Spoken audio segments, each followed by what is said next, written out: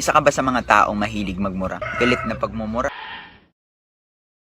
What the fuck? Pabirong pagmumura? Nagugulat na pagmumura? Humahangang pagmumura? Excited na pagmumura? Oh my God! Wow! Alalang pagmumura. Kahit ano pang klase ng pagmumura. Basta pagmumura. Alam mo ba na sa bawat pagmumura mo, katakot-takot na sumpa ang kaakibat nito? Isipin mo yung bibig na ginagamit mo para makausap ang Diyos. Yan din ang bibig na ginagamit mo sa pagmumura mo. At alam mo ba na tuwang-tuwa ang mga demonyo kakamura mo? Minsan parang normal na lang sa atin magmura. Pero alam mo ba na kung anong lumalabas dyan sa bibig mo, yan din yung laman ng puso mo. Papasukin mo naman yung Diyos dyan sa puso mo. Panahon na para magising ka na. Papasukin mo naman si Lord dyan sa puso mo. Pues panahon na para magising ka na. Nice.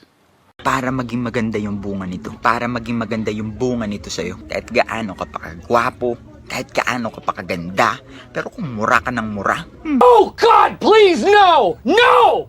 No! No! para kang gintong singsing sa nguso ng baboy kung ikukumpara. Ang sarap magmura, no?